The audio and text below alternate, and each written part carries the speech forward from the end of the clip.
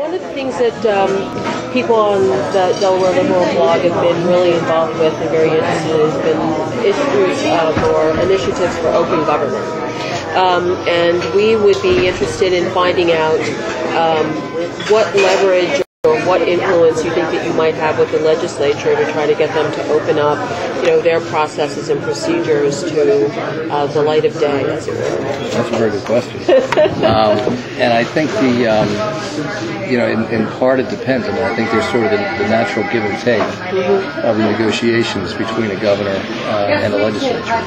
And I think to a large extent it will depend upon sort of the issues that are afoot. I do believe that there are a lot of people in the legislature who are interested in open government, and I think perhaps even some of those who have not been in favor of it, have been not in favor of it for reasons of their own principle. And so the question is, can we come up with some things that I think to some extent they're against it because they believe it will really make the work of the legislature more difficult. And I think we have to have a pretty open conversation about why even, if it makes work more difficult, it may be the right thing to do for the public. I mean, and frankly, it's the same thing for a government. I mean, it would be very easy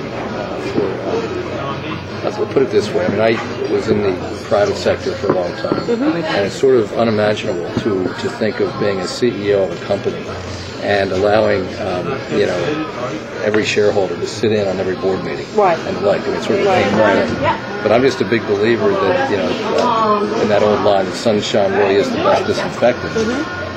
And I think we've got to sort of work through those issues and say, how can we still allow the legislature to do what they need to do and sort of come to the best decisions, but allow it to happen in a way that the public really has a chance to have the transparency that we need. So I think it's difficult to give you a very specific answer in terms of the point of leverage, because I think a lot is going to depend upon what each, the governor and the members of the legislature want in any particular legislative session. Okay. I also think,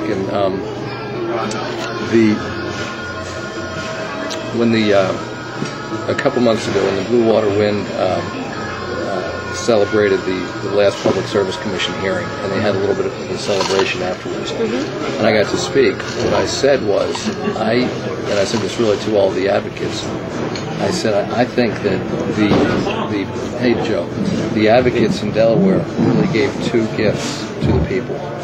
One was the fact that the environment will be better, our health will be better, but the other one is they showed that the people's voice really does count. And there's no question that would not have passed had it not been for thousands and thousands of activists across the state who spoke up. So, I mean, I'm actually encouraged. I think there have been some signs like that one, most importantly, that the people's voice counts. And I think that, especially, should I be fortunate enough to be governor, having been elected really on a platform of moving in a new direction, I think there'll be a lot of people who are excited to come along with me.